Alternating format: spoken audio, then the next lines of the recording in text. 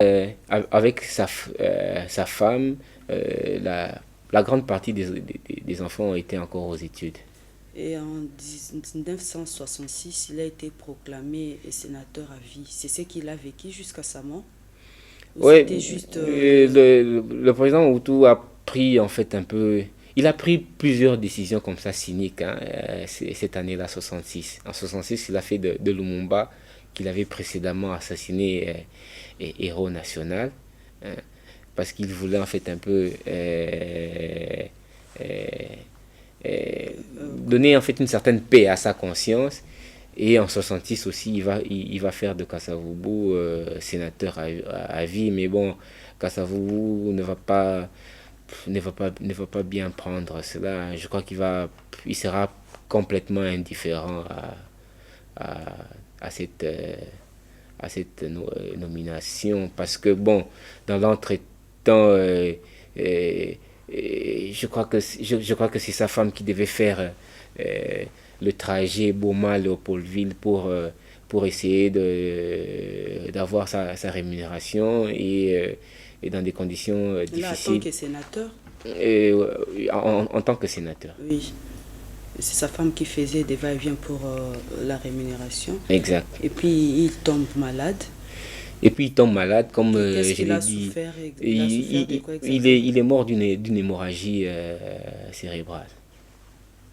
Et faute de soins Faute de appropriés. soins, faute, faute de soins. On l'a condamné à mourir chez lui à la maison. Parce que, bien que n'étant plus au pouvoir, Kasavubu faisait toujours peur. Hein. Faisait peur, ça, je ne sais pas. Non, parce Parce que il avait un grand charisme. Hein. Je crois que Mobutu craignait que finalement, parce que quand il a pris le pouvoir, il a dit qu'il le prenait pour 5 ans. Hein. Donc en 70, en fait, il devait remettre le pouvoir aux civils comme il avait promis. Et donc, dans l'entretemps, Mobutu a pris des dispositions. Hein. En 66, il y a eu le conjuré de la Pentecôte. Hein, les derniers premiers ministres de Kasavubu, Evariste Kimba, Kimba. les Bamba, les Anani, les Mahamba. Mm. Hein. En 69, il y a eu Kasavubu qui l'a fait mourir, mais il a fait pareil aussi pour le grand leader Moïse Tchombe, hein, ce grand que je respecte énormément. Hein, parce que c'était en fait les deux grands en 65, il a fait son coup d'État. Il y avait une crise entre ces deux grands. Et donc, il se disait, mais en 70, je dois remettre le pouvoir aux civils. Mais il faudrait que les deux là disparaissent pour que, pour que moi je continue en fait un peu calmement à exercer ce pouvoir. Le 24 pardon, mars 69. 1969, mourait le président Mourait le président Kasavubu. Kassavubu à Boma, mais Il est mort malheureusement, mais, chez lui à la maison. il est mort chez lui à la maison. Mais malheureusement, le 24 mars, mis à part le fait que bon, chaque année le 24 mars, sa fille Marie-Rose organise des grandes festivités. L'année passée, comme elle était en fait un peu, je crois, absente du pays, rien n'a été organisé en mémoire du président Kassavou. Quelle injustice. Voilà pourquoi moi je suis de ceux qui pensent que euh, on doit, hein, comme on les fait pour les autres, hein, le 16 janvier et le 17 janvier sont des journées chômées et fériées, euh, nous allons nous battre pour que le 24 mars de chaque année soit aussi une journée chômée et fériée.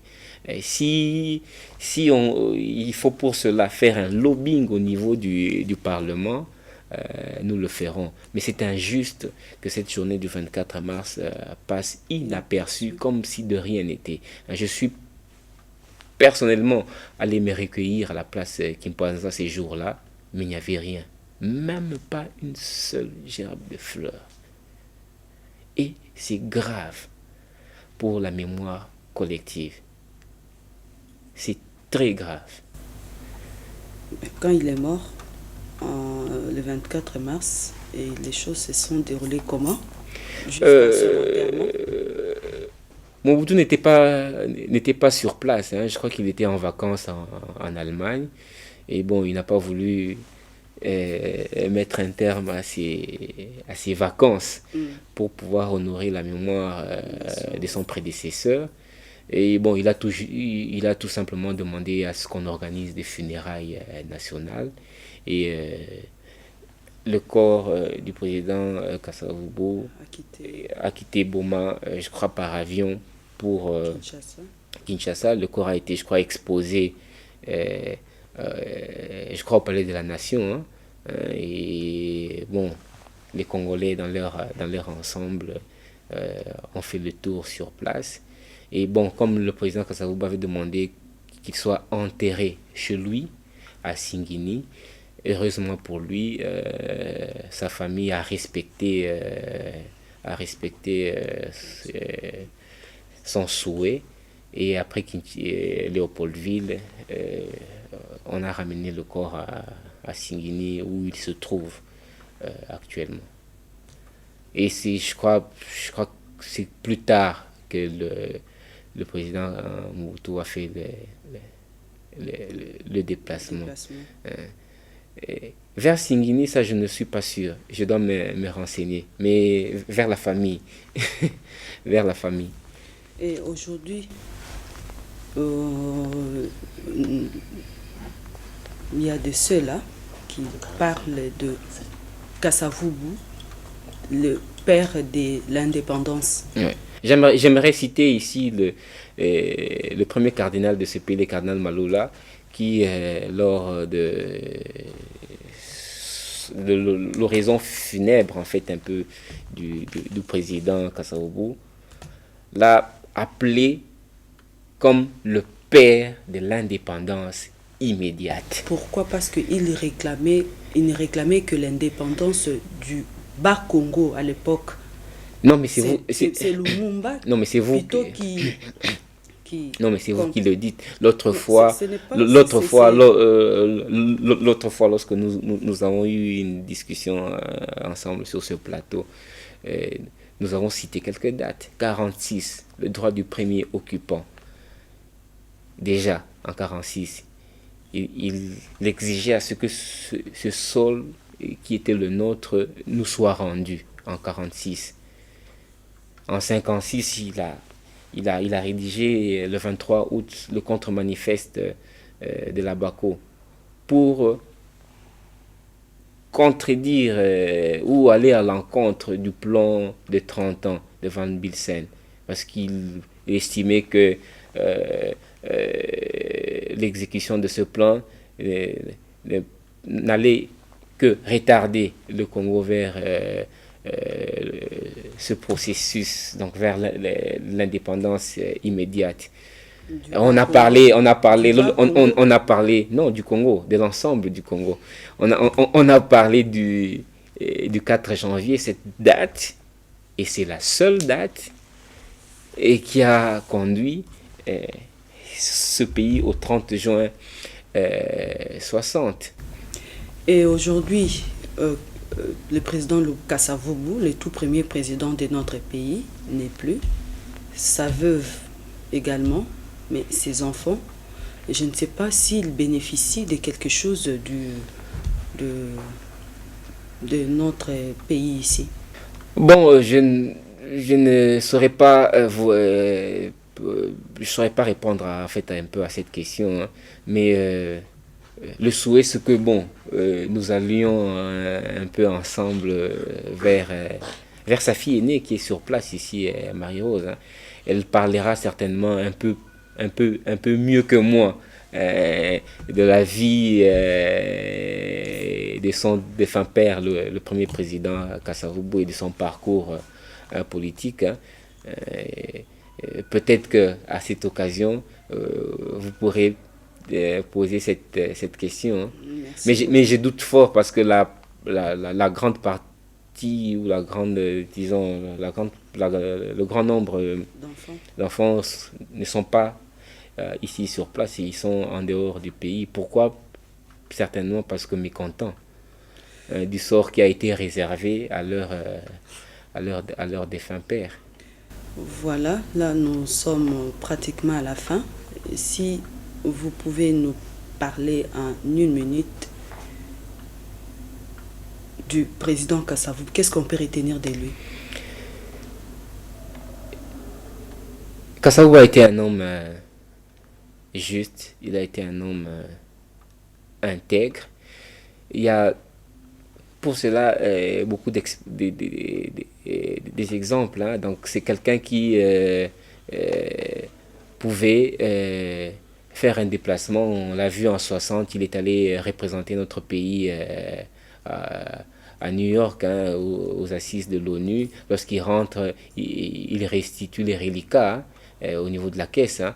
En 61, il fait une tournée provinciale, il va à l'Équateur. Le président provincial Ngulu le reçoit, il loge la délégation, tout ce qu'il faut, et donc ils n'ont même pas besoin d'utiliser les frais d'émission. Et contre la volonté des membres de la délégation, il instruit son ministre des Finances, il lui demande de restituer, de remettre l'argent dans les caisses de l'État.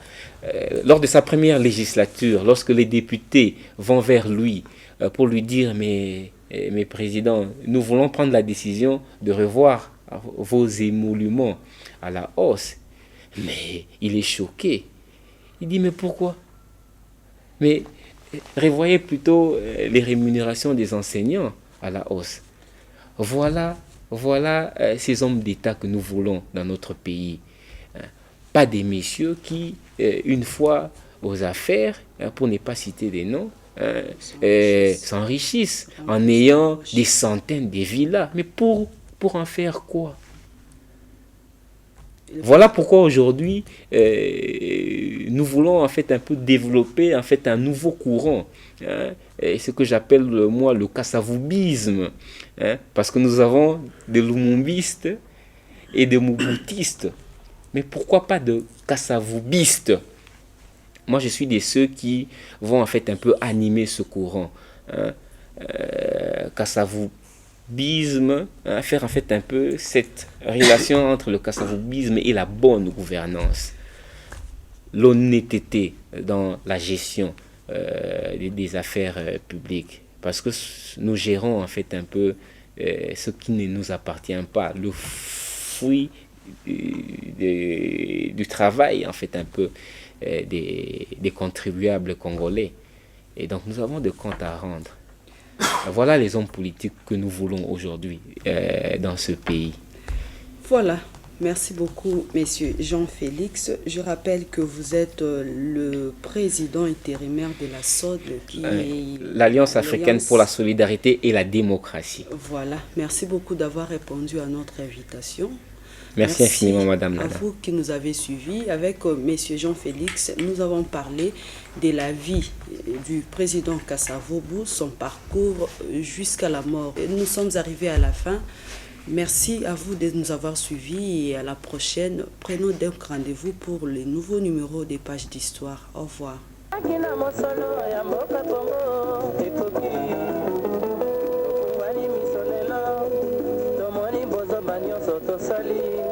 Oya kobongisa Kongo aveni ebongi tosala